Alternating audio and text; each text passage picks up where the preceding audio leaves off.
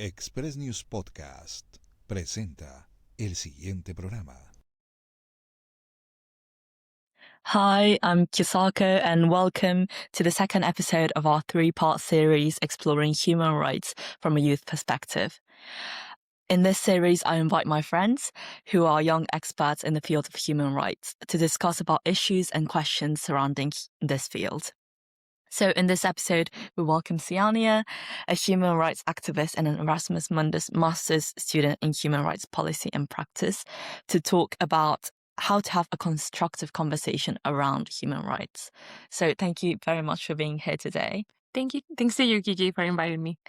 So first, I'll ask you a bit about yourself. So could you maybe explain to us how you got into the field of human rights, what work you've done so far, and what fields you specialize in?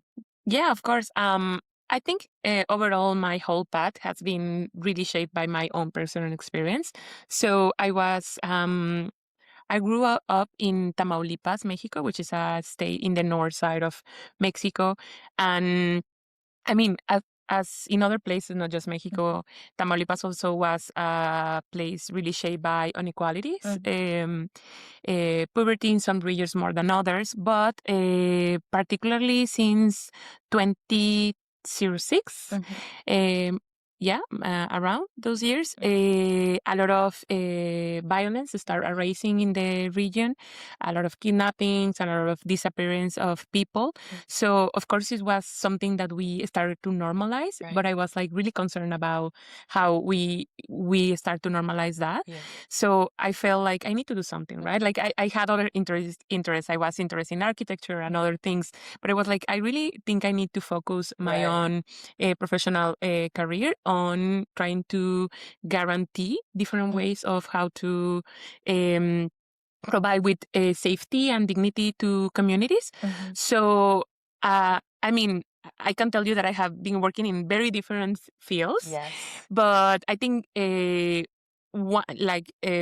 one has led me to the other. So even though that I started like working in the prosecution office in the state that I was mentioning you, I was working with families of disappearing people, but then I started to realize like, okay, these institutions are working with those families, but neither the own public servants working within them can even guarantee safety for themselves. So, I mean, that was one thing, but at the other hand, they don't have sometimes the competence to actually endorse human rights. So so that was like, then I was like, okay, then maybe I need to dig more into that. So I work in several research centers, then I go and actually become a public servant myself. And in all that journey, I ended up working on migration and care, and in the past few years I have been just focusing on care policy development. So that has been a little bit of like how I have been doing. Could you explain a bit more about this care, the field of care, because I don't think a lot of people are familiar with this term? Well, I think in Latin America, for instance, it is not a recent topic, but I must admit that I got into it around 2021.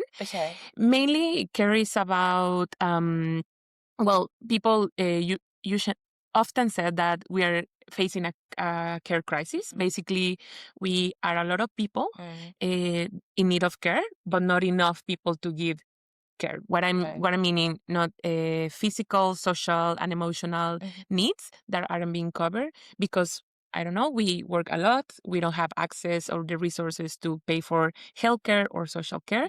So basically, and currently with how budgeting has been managed in the governments, families are the ones that are just taking care of the people. So if you don't have a family, if you don't have this connection, these networks, then you are left alone to cover your own needs. And we have a lot of people, older people that are right now living alone without a supportive network. So basically care focus on that issue, how people actually have a lot of needs and no one is taking care of them. Yeah, that's true. It's not a field that is focused a lot by government because it's not the ones that make headlines, for example. Yeah. Yes.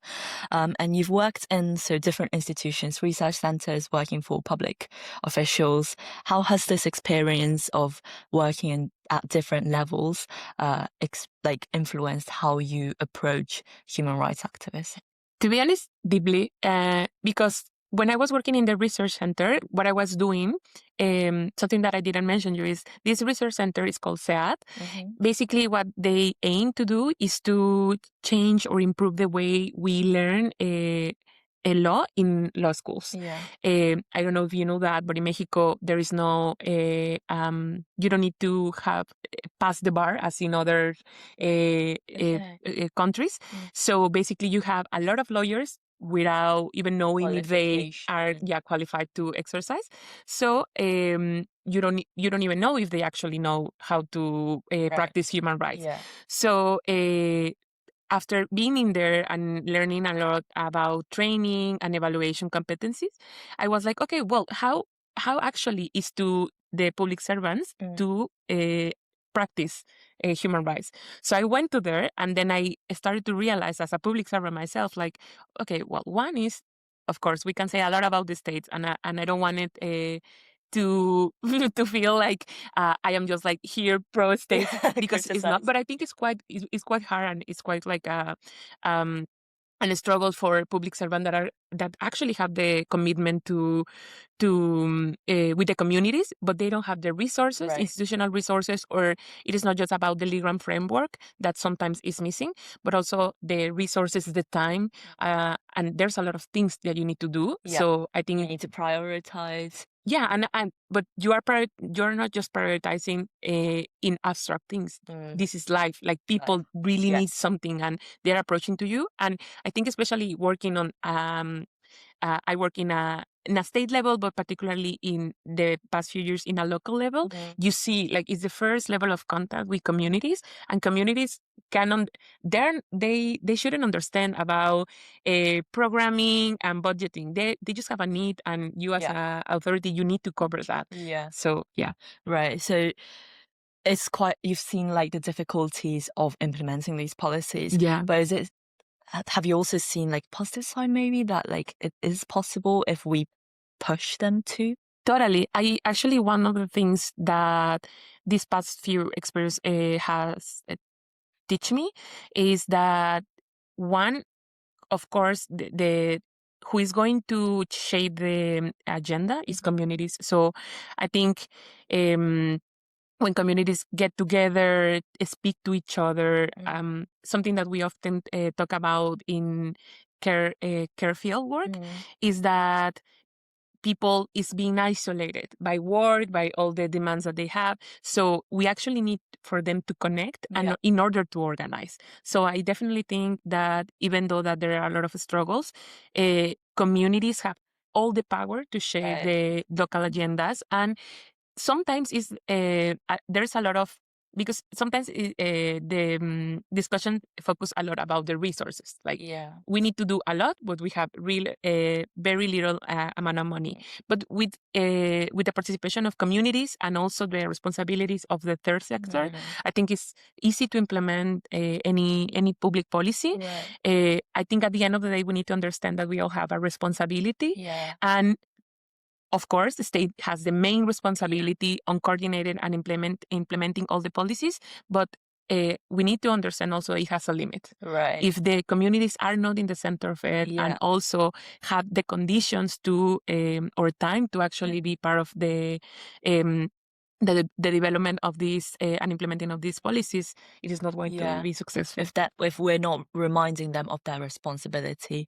So how can we do this? How can we demand in a way that pushes politicians, governments to actually implement these policies without creating, I guess, if we confront them directly, they're quite likely to reject us? Or is like a constructive way of saying? Maybe have like I think, I don't know if it's also because of the place I came from, but I think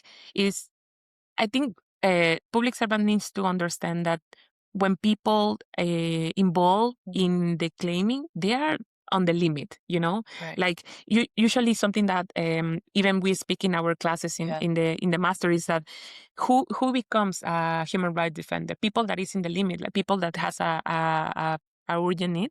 So we need to understand that in the public service.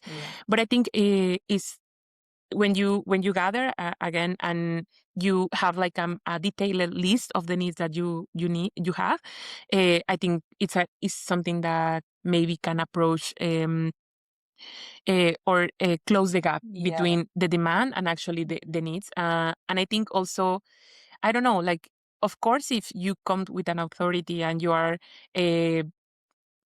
again, maybe this sounds incoherent, but I know that reach is essential part of claiming, but at the same time, I think also if we recognize what the public servants are doing and what they do is actually really hard work, maybe we can understand that that at the end the public servants are part of the community itself. So that's true. So yes. And so I guess one platform where this kind of conversation could take place is social media. And in recent months, we've seen an incredible wave of youth movements, also known as Gen Z revolutions, demanding change and challenging governments from Nepal to Madagascar. But at the same time, we both know that social media is a double-edged sword. So what is, in your opinion, the role of social media? How is it influencing human rights activism at the moment, social media? I think I am a little bit ambiguous also about social media.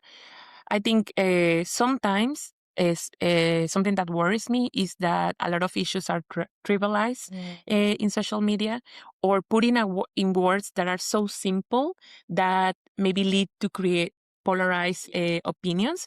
For instance, the right, the left. I don't think sometimes it is that simple, but I think something good about media nowadays is that also, again, connecting this with this idea that I was talking to you about of the care crisis and how people feel that they don't connect and they are lonely. I think social media is like actually a good channel where people actually can connect and can share ideas and think like, okay, you are having the same experience. I don't know, even like right now with the example that you were mentioning, so similar things that happen in Latin America as well. And I think they are learning from each other on ways how to address the issues. And I don't know, maybe it gives you like a more narrow sense of the world, because you are like, there's happening in the other places of the world, and this is how they are tackling it then. Right. So maybe we realize that things are relevant to us if we see things connected. Yeah. But I think we were talking with Reina about toxic activism on social media. And that can also be a problem, right? So we see these things, information on social media, horrible information, and we don't know how to react to that. And I think you were mentioning the other day about how we need to change the way we use social media for activism. Could you maybe elaborate on that? Yeah, of course. Also, I mean, my background has taught me a lot about, okay, we need training, we need to be able to evaluate that we have the competence in order to actually do the work on human rights. But I think sometimes something that worries me is that there is like a really high standard. Some scholars even talk about like the corporativization of human rights.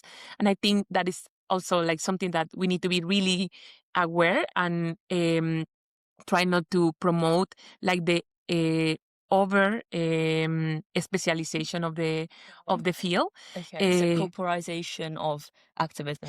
Basically, what it means is like nowadays human rights activism need to have a lot of different competence, right? You need to know how to draft for grants. You need to know how to speak in public. You need to know about the human rights law, like a lot of different things. But in the activism itself, again, like we can forget that these are communities, these are social problems that we can demand communities to have this elaborate and made made of a language that we have came with in order to address in a consensus way about these issues. I mean, again, it's important, but I think sometimes it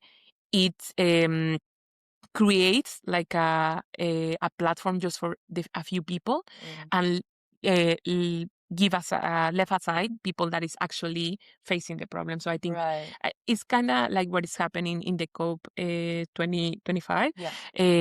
Indigenous communities, of course, are the ones that are facing with environmental issues, but at the same time, not always are invited to these discussion groups because these discussion groups are arranged in a way that only people that has an specific knowledge can access to them. So activism is made more like an elite thing where only voices that are specialized or have professional tone are seen as legitimate. And that is obviously a massive problem because it is the voices of the people suffering that matter the most. Yeah, and I think it's also related with how we define specialized, because and I think you mentioned it. One thing is to one way of thinking this is, okay, I have the legitimacy of talking about this because I have a degree, and that is valid, but again, also the lived experiences are really important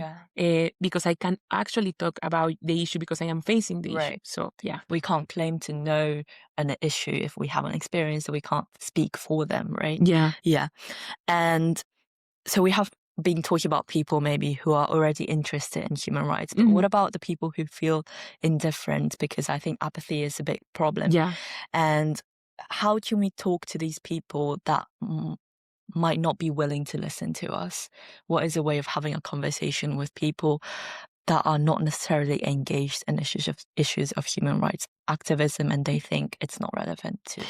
I think it's a really good way is to try to show them how, despite what they think, I don't know, sometimes like a really easy example is people that usually work, I don't know, in finance or other sectors think like, okay, I have nothing to do with that.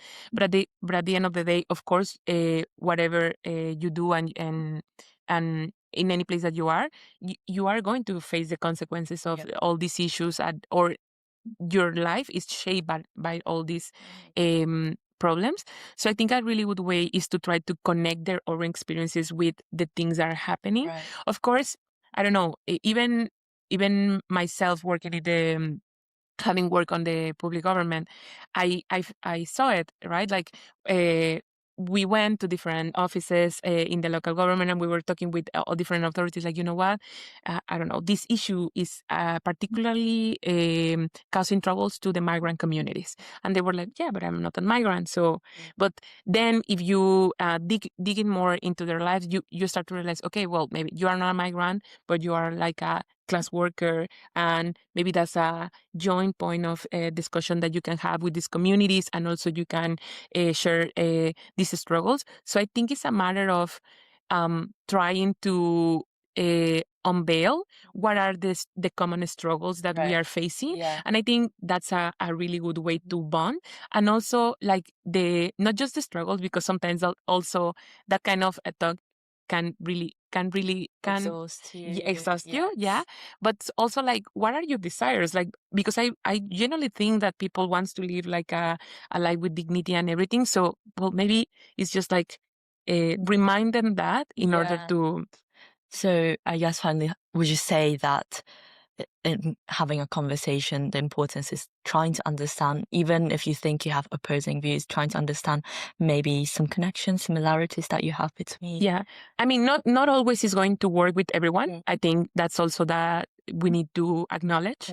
Sometimes you just need to push and you need to be really upfront and really firm and say, you know what, this is not a discussion point. Like, I don't know, migrants' life matter, LGBT communities matter, and they have the rights. That's something that we are not going to discuss. That's also another part of this.